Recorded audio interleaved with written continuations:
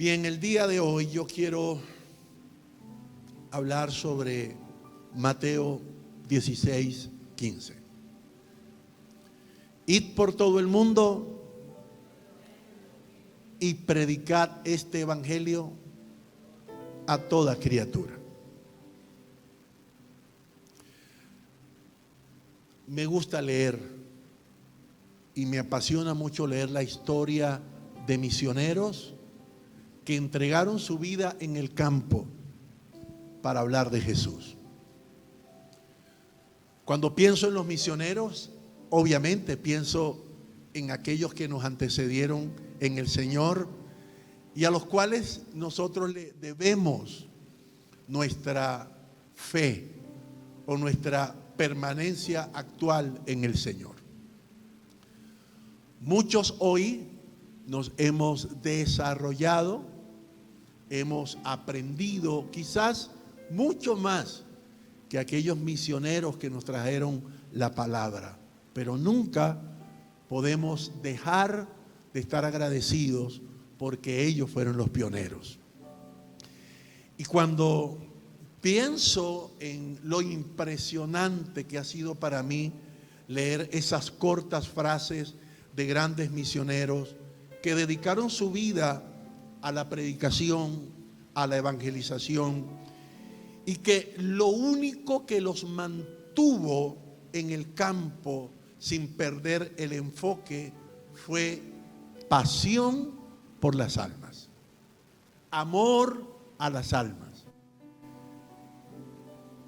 Como hoy a nosotros lo único que nos mantiene enfocados en hacer lo que estamos haciendo es pasión por las almas. Porque no es solamente ganarlos, no es solamente atraerlos a Jesús y formarlos, es darle propósito a sus vidas. Es enseñarles a que encuentren su lugar en el reino. Es motivarlos a que ellos entiendan en qué son útiles en las manos de Dios.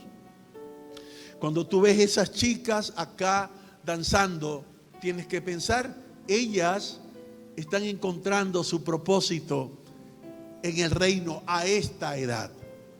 Cuando vemos a las chiquititas, vemos cómo ellas están tomando rumbo en su propósito en el Señor. Cada vez que vemos a nuestros jóvenes participar en alguna actividad, cuando vemos a las mujeres llenas de gracia esforzarse por brindarnos la oportunidad de crecer en un congreso o cada jueves nutrirnos espiritualmente con ese maravilloso servicio de oración, decimos, eso es parte del ministerio de la evangelización. No solamente ganar a las personas, sino desarrollarlos. Y a mi mente llega siempre esa maravillosa frase del misionero Jim Elliot, que muere en las montañas indígenas del Ecuador, cuando dijo, vive de tal manera que cuando tengas que morir, no tengas otra cosa que hacer sino morirte. Qué maravilloso debe ser estar frente al umbral de la muerte y no tener remordimiento de ninguna clase. No tener arrepentimiento de cosas no hechas de ninguna naturaleza. Que puedas decir, todo lo que vino a mi mente a hacer por mi familia, por el matrimonio, por mis hijos, por el ministerio, por la obra, por mi desarrollo personal, todo lo que me vino a mi corazón a hacer, lo hice. Me puedo ir tranquilo. Eso debe ser rico. Eso debe ser una satisfacción, quizás uno de los mayores logros de cualquier ser humano. Lo contrario, cuán triste y deprimente debe ser estar en el umbral de la muerte y decir, qué tristeza me llevo. A donde quiera que vaya a ir, pero qué tristeza me llevo, no me hice de una carrera, no construí ni compré una casa, no ayudé a mis hijos a estudiar, no dejo ahorros, no dejo herencia, no hice nada por la obra de Dios. Y puedes hacer una lista interminable de las cosas no terminadas. Por eso cuando leo esa frase de Jim Elliot me llena de inspiración, de fortaleza, que mientras respire, mientras tenga energías, tratar de hacer todo lo que venga a mi corazón a hacer para el Señor. Pero no solamente él, otros misioneros también dejaron plasmados pensamientos maravillosos que nos ayudan a pensar en la necesidad de que Mateo 16:15 cobre vigencia y sea relevante en la vida de cada uno de nosotros. Norman Lewis dijo: el conseguir el perdón de Dios es la necesidad más urgente de cada persona en esta tierra. Tal vez las personas han sustituido esa necesidad, o no que la han cambiado, la han solapado, pero creo que sigue siendo la mayor necesidad de cualquier persona, tener un encuentro verdadero con el Señor. No podemos esperar que la gente sea conmovida por un mensaje que no nos haya conmovido a nosotros primero. George Otis, otro misionero. ¿Cómo nosotros esperamos que el mensaje que le predicamos a las personas en la calle, en el liceo, en la universidad, los estremezca, los conmueva, cuando nosotros leemos ese mensaje y no nos conmueve a nosotros? Leer la palabra de Dios debería ser para nosotros un deleite, debería ser para nosotros comida, debería ser para nosotros necesidad imperativa. Y no solamente leerla, sino que al leerla esa palabra nos conmueva, nos estremezca, como la primera vez que escuchamos alguna frase del Evangelio y que nos hizo llorar, nos quebrantó y nos hizo entender nuestra condición delante de Dios. Algunos prefieren vivir al lado del sonar y de las campanas de la iglesia. Y dice este misionero: yo preferiría vivir trabajando en una tienda de rescate de almas al lado del infierno. C.T. Studd, otro misionero apasionado. No quiero vivir cerca de una iglesia, no quiero vivir escuchando el sonar de sus campanas. Yo quiero estar donde está la batalla, yo quiero estar donde está la necesidad. Quiero estar en las calles, en las plazas, en el metro, en el bus, en los liceos.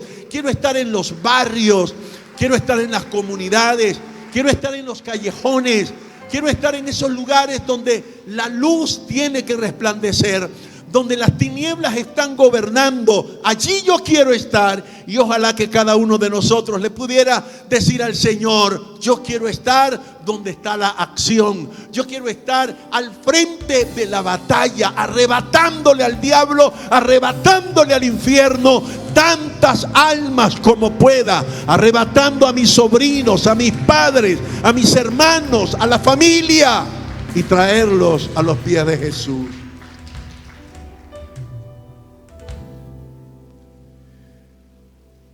Este hombre de Dios pronunció estas palabras: oh, arder por Dios, todo por Él y para Él, solo Jesús, solo almas, almas, almas. Que Dios me ayude, pues estoy decidido a ser un ganador de almas. John Smith, un ganador de almas inglés, dijo: soy un hombre con el corazón roto, no por mí, sino por el prójimo. Dios me ha dado tal visión del valor de las personas, del valor de las almas, que no podría vivir si las almas no son salvadas. Y entonces fue cuando pronunció esa célebre frase: dame almas o me muero. Imagínate una mujer que ha sido estéril toda su vida y que toda su vida ha anhelado amamantar, criar, abrazar a un niño. ¿Cómo oraría esa mujer por tener un bebé? ¿Cómo oraría ese hombre por tener un hijo? Pues así oraba este misionero John Smith, y le decía al Señor: dame almas o me muero. El sentido de la existencia de este misionero era ver llegar a los pies de Jesús a las personas. Y por último, John Hay dijo: que fue usado en uno de los avivamientos más poderosos de la India, dijo: Padre, dame estas almas, dame la India, o prefiero morir. A nosotros nos quedaría muy bien decir: Señor, entréganos a Venezuela. Y si te parece muy grande, Señor, entréganos a Caracas. Y si todavía sigue siendo grande, entrégame al barrio, entrégame a José Félix, entrégame Campo Rico, entrégame el Valle, entrégame el 40, el 70, entrégame La Machaca, entrégame Carpintero, entrégame La Vega, entrégame Propatria, entrégame Katia, entrégame el Marqués, entrégame algo, pero quiero ser un ganador de almas. Y si todavía el barrio te parece mucho, tu familia, entrégame mi familia, enséñame a hacer luz para mi familia. Si tan solo los gano a ellos, por lo menos habrás hecho Mateo 16:15. Hay un llamado de Dios para ti y para mí. El llamado es: predica. ¿Cuál es el llamado? Predica. Predica. Hay mucha gente en la iglesia que tiene un prototipo de lo que es un predicador. Y ese prototipo lo hemos convertido en un paradigma. Entonces decimos: si no es de esa manera, entonces no soy un predicador. Pero yo creo que hay un llamado de Dios para ti, con todo mi corazón. Y el llamado es: predica. ¿Cuál es el llamado? Predica. Predica. Esta mañana escuché a Paul predicar un precioso sermón. La parte que me quebró, que me tumbó la empalizada, que me hizo decir: wow, qué grande es Dios, fue cuando dijo: en un accidente de tránsito perdí a mi padre, murió en mis brazos y yo quedé vivo para darle continuidad al legado de mi padre. Dije: wow, qué grande es Dios. Qué hermoso nosotros pensar que nuestra vida no es una casualidad, que no somos una coincidencia en la iglesia, que no cumplimos sencillamente un protocolo de venir el domingo o el martes a congregarnos, sino que tiene que haber algo más que esto. Tiene que haber algo más que escuchar al pastor Joel, escuchar a Paul, escuchar a pastor Jackson, escuchar a la pastora Loida. Tiene que haber algo más que eso. Y cuando alguien me dice: bueno, es que yo no he escuchado, yo no soy predicador, yo no tengo ese don, porque tienes el prototipo en tu mente y transformaste ese prototipo en un paradigma. Tal vez la respuesta correcta, confrontadora por cierto, debería ser: es que no he escuchado el llamado, porque el llamado ya está hecho y lo acabo de leer. Y el llamado no fue para algunos, el llamado fue para todos nosotros. Tal vez lo único que usted necesita es que la voluntad de Dios en su vida comience a manifestarse. Tal vez lo que necesitas es lo que dice segunda de Pedro 3:9. Entender que el Señor no quiere que ninguno se pierda. Yo sé que algunos de ustedes oran, yo también a veces lo hago, por gente que digo: Señor, llévatelos. Son el diablo, son malos, son peor que los demonios, son peor que los ángeles caídos. Llévatelos. Pero cuando vengo a esta palabra, leo: es que el Señor no quiere que esos que parecen diablos, que parecen ángeles caídos, que parecen demonios, Dios no quiere que ellos se pierdan. Mira hasta dónde llega el amor de Dios, que lo que tú eres capaz de rechazar, Dios dice: yo lo amo.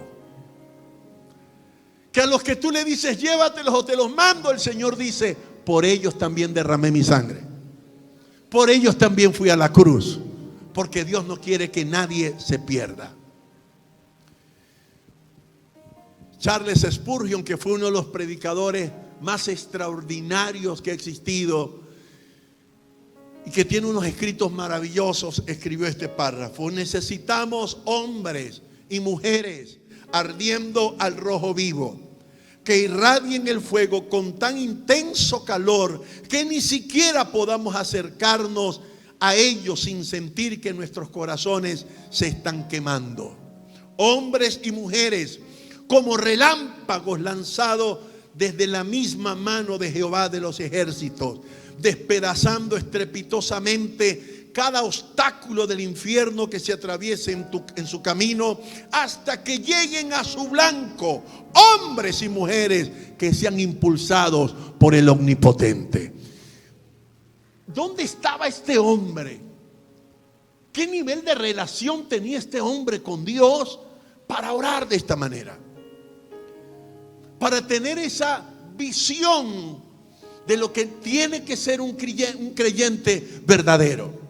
¿Te imaginas que no te puedas acercar a alguien porque hay tal poder en esa persona que sientes el fuego de Dios cerca de él?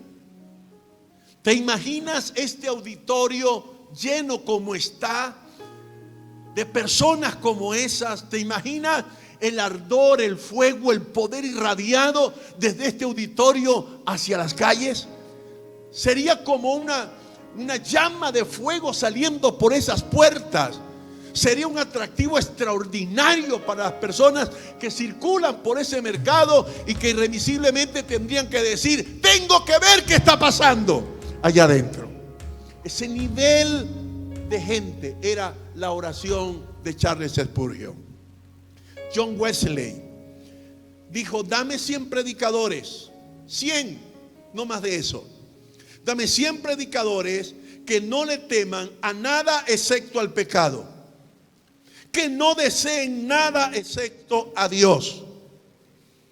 Ellos acudirían a las puertas del infierno si fuera necesario y establecerían el reino de Dios en la tierra. 100. Ojalá alguien pudiera decir aquí el día de hoy: pastor, yo quiero ser uno de esos 100. Me encantaría ser uno de esos 100. Él oró por 100, hablando del nivel, cómo el nivel de pasión que a veces nos envuelve genera tal poder que no necesitamos multitudes, sino personas apasionadas y entregadas al cumplimiento de una palabra del Señor.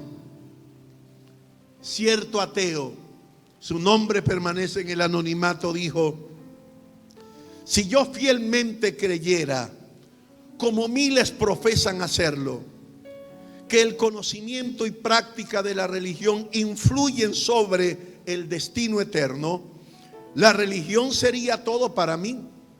Desecharía los pasatiempos mundanos como escoria, los cuidados terrenales como tonterías.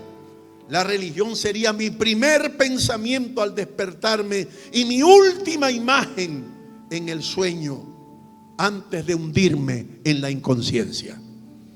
Esto es un ateo, pero tienes que leer entre líneas lo que está tratando de decir. Lo que está tratando de decir es que los religiosos con los cuales me relaciono me hablan de algo con lo que no están comprometidos. Es lo que está diciendo. Pero si yo fuera tan fanático como ellos en la religión, daría mi vida por eso. Y allí es entonces cuando me parece escuchar no a un ateo, sino a un apóstol de la fe, Saulo, luego Pablo, diciendo: todo lo puedo en Cristo. Todo lo puedo en Cristo. A un intelectual como ese diciendo: no me avergüenzo del evangelio. Para mí vivir es Cristo y morir en Él es ganancia. Estoy hablando de alguien convencido que no solamente vivió por la fe que tenía, sino que muere a causa de su fe, pero fue el mayor galardón que este hombre pudo adquirir en su vida. La orden de Dios entonces no es para algunos, diga, es para mí. Para ti joven, para ti adolescente, para ti joven adulto contemporáneo, para ti adulto, para ti mayor, para ti anciano, para ti laico, para ti líder, para mí pastor.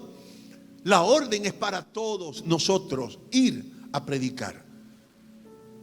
Y note el imperativo: vayan, vayan. Luego dice: hagan discípulos. Vayan, hagan. O sea, no tienen que venir a nosotros, tenemos que ir por ellos. Y a mi mente viene ese eslogan que en algún momento llenó las paredes de esta iglesia, nuestras puertas. Decían: vamos por ellos. Donde estén, como estén, vamos por ellos. Vamos por ellos. ¿Sabes? Querer predicar a Jesús no amerita tener esta tarima ni este micrófono. Querer predicar de Jesús no amerita un auditorio. Querer predicar a Jesús amerita de pasión. Gente nuestra en Campo Rico ponen cornetas en la terraza de su casa y le predican al barrio. Ellos no saben quién los está escuchando, pero tienen fe de que alguien los escucha. Pero están predicando a Jesús. De eso se trata. De eso se trata, de ir por ellos. La gran pregunta sería: Pastor Joel, ¿cómo puedo sentir este llamado, este celo del que usted está hablando por las almas? Este celo de John Wesley, este celo de Charles Spurgeon, este celo de Jim Elliot. ¿Cómo yo puedo sentir ese nivel de celo? ¿Cómo puedo llegar a orar con tal pasión que diga: dame almas o me muero? ¿Cómo puedo llegar a interceder con lágrimas ante el Padre y decir: dame a Venezuela o me muero? En primer lugar, entregándote por completo. Entregando por completo tus pensamientos, sentimientos, ambiciones, propósitos, todo al gobierno del Espíritu. Te lo repito: entregando por completo pensamientos, sentimientos, ambiciones y propósitos, todo al gobierno del Espíritu. Cuando tu mayor ambición es ver a la gente no solo creer, sino desarrollarse en Cristo, no te imaginas lo que se siente. No te imaginas. Lo de yo nos conocimos cuando yo tenía 19 años, ella tenía 17. No, ella tenía 16, yo 18, iba para 19. A los 19 nos casamos. Pregúntale a Loida cuál ha sido mi trabajo desde que me convertí. O pregúntele a mis hijas qué me han visto hacer desde que me convertí al Señor. Mi pasión mayor, no la única, pero mi mayor pasión es hacer lo que estoy haciendo en esta mañana. Pero me apasiona más cuando no lo hago dentro de 4 paredes. Me apasiona mucho más cuando mi auditorio está lleno de personas inconversas. Cuando los receptores son personas que no conocen a Jesús. Me apasiona mucho más cuando estoy sentado con alguien y tengo la oportunidad de hablarle del Señor en un taxi, en una camionetita, en una plaza, en un parque, en un avión, donde el Señor me permita. Cuando voy transitando por las calles de Venezuela y cada vez que llego a un peaje y me piden mis documentos, termino diciéndole al guardia: Dios te bendiga, Jesús te ama. Tal vez eso no haga mucho, pero si hay un vacío en él, esa frase, Jesús te ama, puede hacer cosas que tú ni te imaginas. Y te lo digo por experiencia propia, porque la frase que cambió mi vida, que me hizo caer de rodillas, que me hizo llorar, que tumbó todas mis estructuras y todos mis paradigmas, fue a través de la boca de un joven que me dijo: Joel, Cristo va a cambiar tu vida ahora. Esa frase derrumbó todos los argumentos, todos mis paradigmas. Por eso no puedes subestimar el poder que tiene la palabra, el poder del testimonio, el poder de Jesús trabajando a través de ti, a través de tus talentos, a través de cada una de las cosas que puedes hacer para Dios. Entrégale al Señor pensamientos, sentimientos, ambiciones, propósitos. Quiero que todo eso sea tuyo, Señor. Porque sabes, no hay nada que te ganes en esta tierra que te vayas a llevar. Gánate el mundo, no te lo vas a llevar. Bill Gates no se va a llevar nada de los millones que tiene.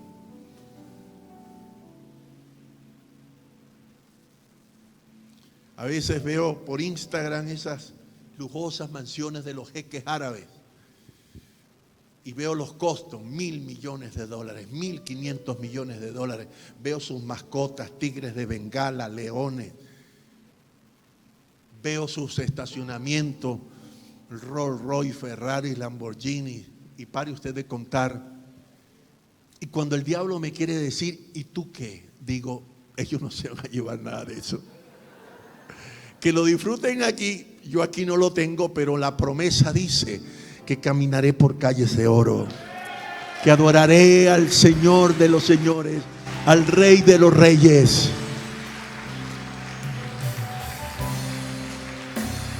¿Cómo lo puedo lograr, Pastor Joel?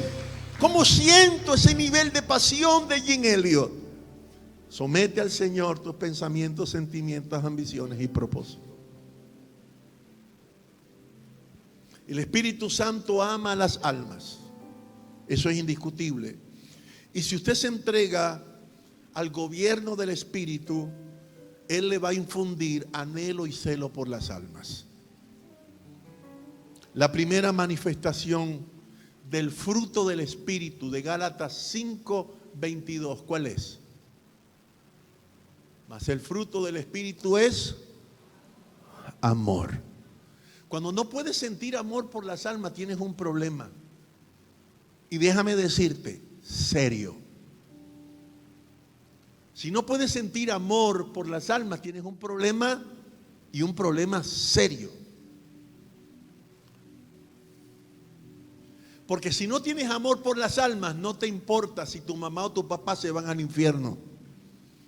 No te importa si un familiar tuyo muere sin Jesús, tus vecinos, no te importa.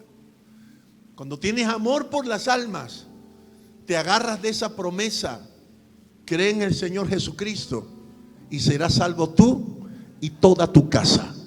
Y le dices a Satanás, Satanás, pelearé por ellos. Si mi campo misionero es mi familia, pelearé por ellos. Si mi lugar de evangelización es mi familia, lucharé por ellos. Si mi tarima, si mi anfiteatro, si mi estadio, si mi parque de miles es mi familia, entonces voy a pelear por ellos hasta traerlos a Jesús. Amor por ellos. En segundo lugar, lo primero te dije, pensamientos, sentimientos, ambiciones y propósitos sometidos al Señor. En segundo lugar,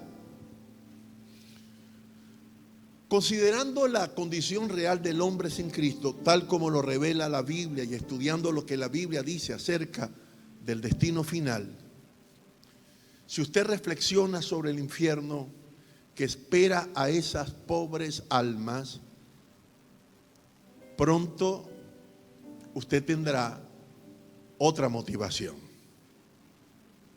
Si es que en realidad usted es cristiano. Pasión por la salvación de otros. Pasión por la salvación de otros. Pasión es un fuego.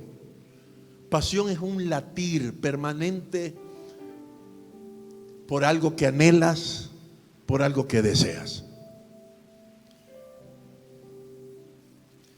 Estaba leyendo sobre cómo Muhammad Ali llegó a ser el más grande de todos los tiempos. Y él dice que cuando le preguntó un periodista, ¿cuántas abdominales hacías diaria para fortalecer tu abdomen? Y él dijo, bueno, mi entrenador comenzaba a contar a partir del momento que yo decía, me duele. ¿Y cuántas hacías para poder decir, me duele? 400. ¿Cuántas haces tú? 5, ay, me duele. Él llegaba a 400 y decía, me duele. Allí el entrenador comenzaba a contar. Eso es pasión. Otra anécdota de él que leí es que le preguntaron cómo había logrado tanta agilidad en sus piernas. Dijo, porque yo hago todos los días los que los aficionados quieren hacer una vez al mes. Eso es pasión. La pasión te convierte en alguien fuera de serie. La pasión te convierte en alguien que sale de lo común. La pasión te transforma en una persona ambiciosa por lograr algo. Y la salvación de los perdidos debería ser una gran pasión para nosotros. No perder una oportunidad, no hacer nada cuya meta final no sea que los perdidos vengan a Jesús. Cada concierto, cada presentación de danza, de teatro, de los jóvenes fares, de mujeres llenas de gracia, cada congreso, cada evento que nosotros hagamos, que el propósito final sea salvación, salvación, salvación de los que no conocen a Jesús. Que si todo lo que hacemos, el propósito es salvación, escúchame, la mano de Dios nunca se va a cerrar para nosotros. La mano del Señor traerá provisión, la mano del Señor traerá oportunidad, traerá puertas abiertas mientras salvación sea pasión, porque la salvación también es la pasión del corazón de Dios. Y cuando amas lo que Dios ama, es imposible que Dios no ame lo que tú amas. En tercer lugar, observa a Jesucristo, considera su conducta con los perdidos. Y si somos imitadores de Cristo, entonces hagamos la obra que Jesús hizo. Y ya, imitemos a Jesús. Nunca perdió una oportunidad, nunca, para hablar de la salvación, para hablar del arrepentimiento, ante intelectuales, ante empresarios, ante gente común, en lugares trágicos. Nunca perdió una oportunidad para hablar de la salvación. Este llamado que dice Mateo 16 nos impone que prediquemos con algo más poderoso que las palabras. Diga conmigo, con mi vida. ¿Con qué? ¿Con qué? Una vez leí una frase que decía, lo que haces no me deja escuchar lo que me dices. Significa que su estilo, su conducta, su manera de conducirse era tan escandalosa que aunque lo que decía era tan hermoso, no lo podía escuchar. Y es interesante esto. Nosotros necesitamos con urgencia que nuestra vida grite más fuerte que nuestras palabras, que nuestro testimonio, que nuestro ejemplo grite más fuerte que nuestras palabras. No es fácil. Sé que lo que te estoy diciendo es duro, es confrontador para todos los que estamos acá, pero tiene que ser un mensaje más contundente tu conducta que tus palabras. Por algo dice el adagio, una acción habla más que ¿cuántas palabras? Puede ser 1000, 2000, 100,000, 1,000,000 de palabras. Para nosotros lograr esto, Pastor Joel, de que lo que vivo sea más contundente que lo que hablo, ¿cuál debería ser mi primer paso? Tu primer paso tiene que ser hacer y enseñar. Hacer. Cristo dijo, el que oiga mis palabras y las haga, ese va a ser mi discípulo. A esto lo llamo vivir el evangelio. No hablar el evangelio, vivirlo.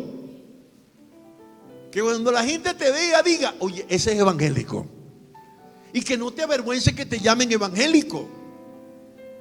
A los borrachos no les molesta que le digan borracho. A los marihuaneros no les molesta que le digan marihuanero. Es más, estos días estaba viendo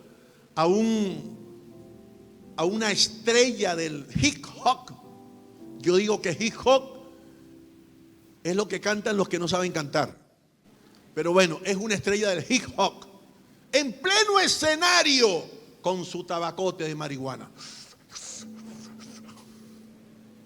Y luego posteando en las redes sociales otro más, la misma estrella y le daba su escolta para que también se diera su pase. Y eso no le da pena, no se avergüenza de eso. No le avergüenza a la gente, dos hombres besarse en las redes sociales, dos mujeres, no les avergüenza.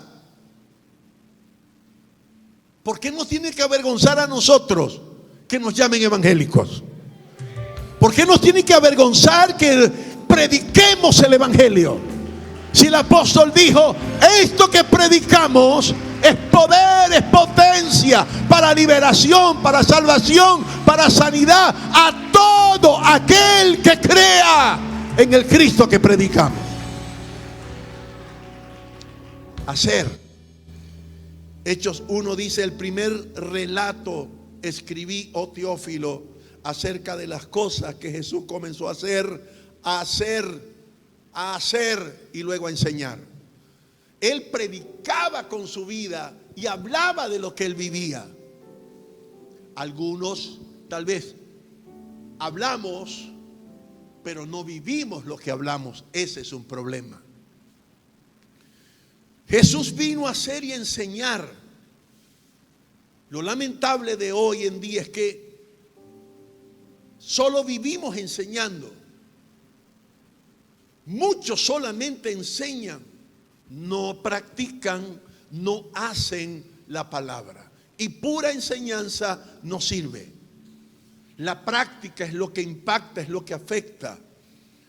Cuando no se vive lo que se enseña o lo que se predica, esto produce falta de consecuencia en la vida de las personas. Tienes que ser consecuente con lo que tú estás predicando. Imagínate el predicador que ande por ahí, mira, no, los borrachos no entran, los borrachos para acá y los borrachos para allá, ¡pum! Y entonces los postean por ahí en las redes sociales echándose su... Necesitamos vivir lo que predicamos. Mahatma Gandhi dijo, si los cristianos siguieran el ejemplo de Jesucristo y pusieran en práctica su estilo de vida, no quedarían hindúes en la India sin creer en Jesús. Ahora, la oración del misionero es, dame la India o me muero. Y este señor premio Nobel de la Paz está diciendo, si los cristianos en la India practicaran lo que Jesús practicó, no quedarían hindúes sin profesar la fe del cristianismo. El problema entonces no es que no se esté predicando, el problema es que la gente no está viendo coherencia entre lo que se está predicando y lo que algunos están viviendo. Y aquí nace una pregunta interesante. ¿Qué es un predicador, pastor? ¿Qué es un predicador? El apóstol Pablo dice, procura con diligencia presentarte a Dios, 1, aprobado, como un obrero, 3, que no se avergüenza, y 4, que usa bien la palabra de verdad. 4 características que ninguna de ellas te exalta, ninguna de ellas te hará famoso. La primera es que sea un obrero. El Señor no nos llama reverendos, no nos llama obispos, no nos llama apóstoles. Él dice que somos obreros. La oración más estremecedora que Jesús hizo en un culto de oración por allí en alguna casa fue que se puso de pie, y cuando todo el mundo pidió la oración, Jesús también se levantó la mano y dijo, tengo una petición de oración. Ajá, Jesús, ¿cuál es? Él dijo, oremos al Señor de la mies para que envíe obreros a la mies, porque la mies es mucha, pero los obreros son pocos. Jesús necesita obreros.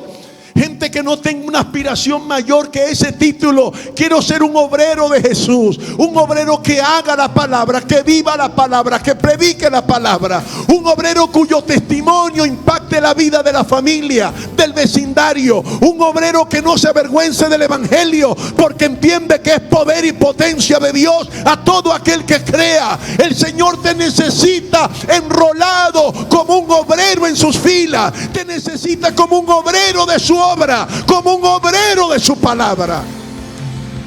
Segundo, que sea un obrero aprobado, que su carácter hable de quién es Él, que no se avergüence y que use bien la palabra de verdad. Me gusta eso, que use la palabra. No dice que use argumentos, que use paradigmas, sus puntos de vista. No, que use la palabra. La palabra de Dios dice. El Señor dice en su palabra.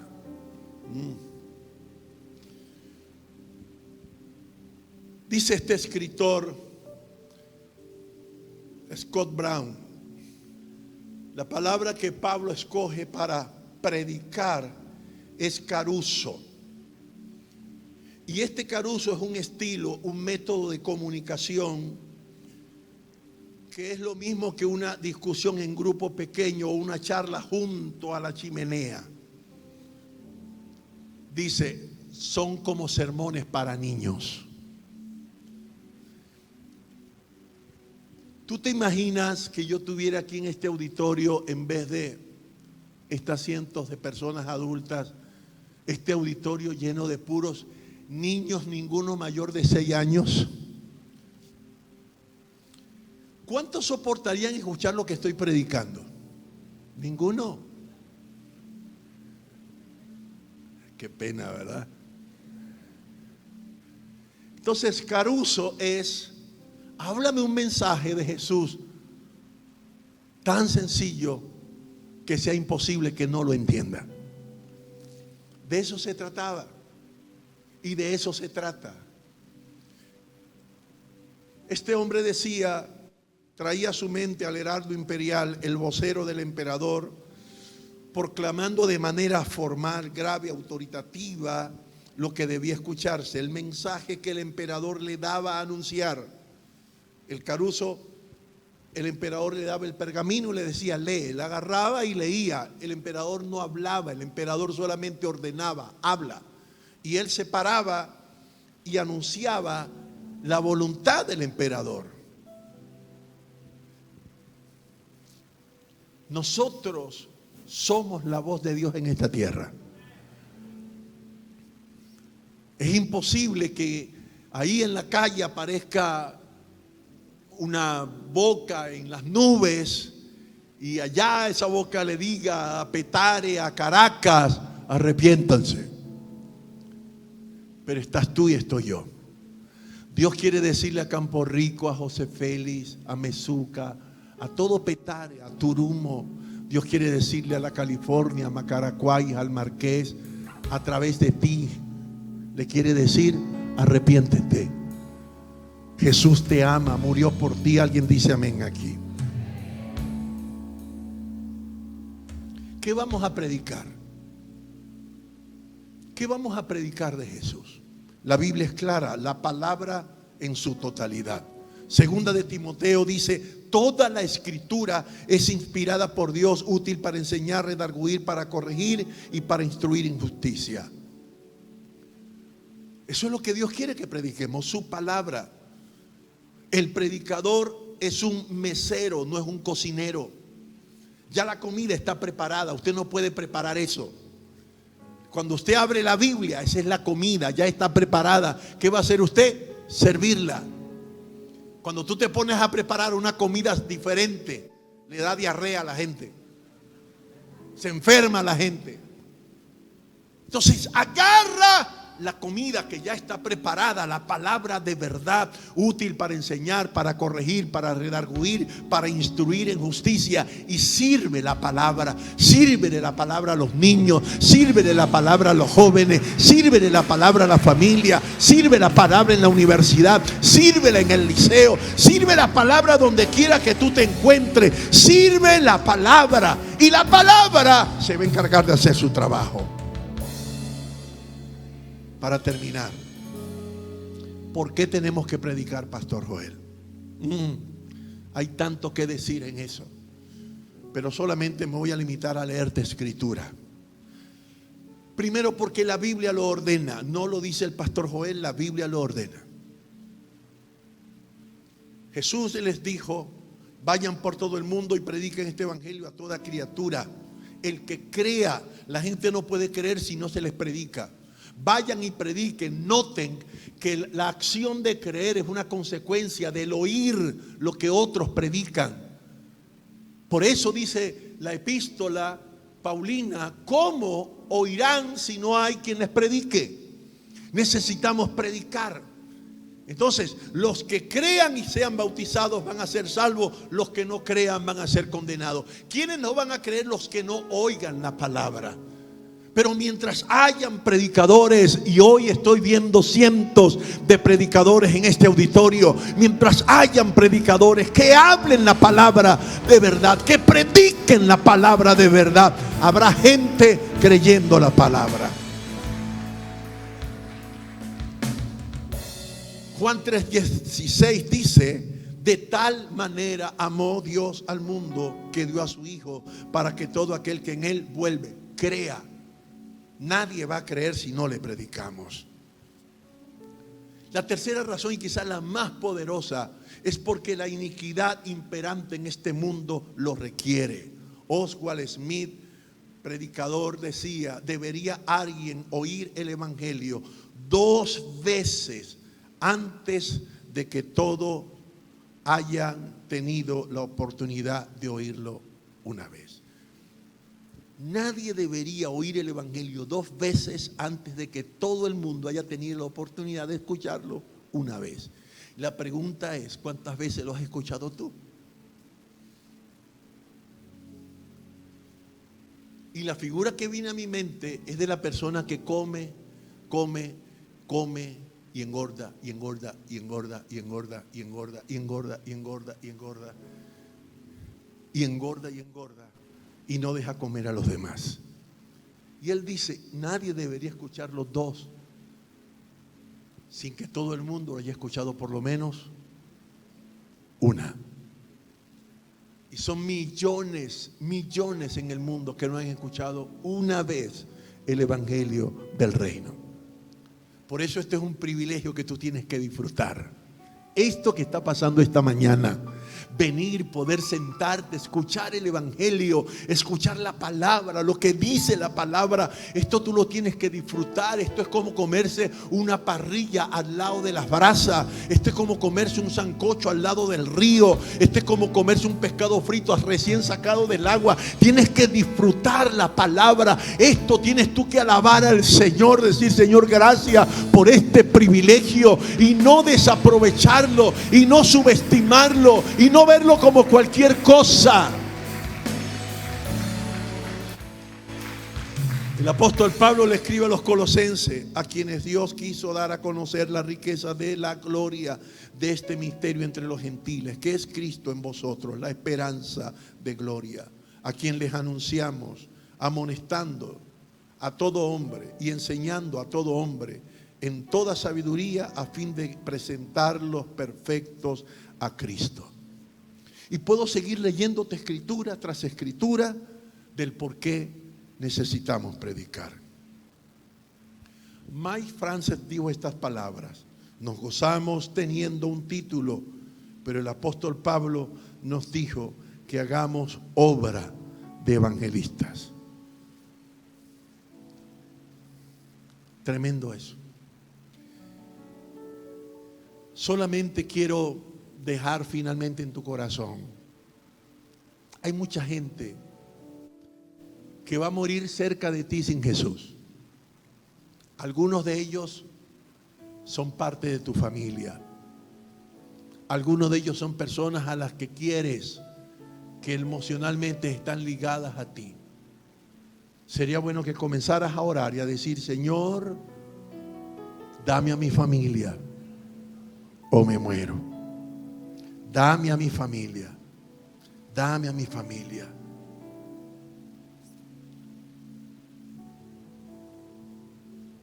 No te conformes con solamente tú estar en la iglesia.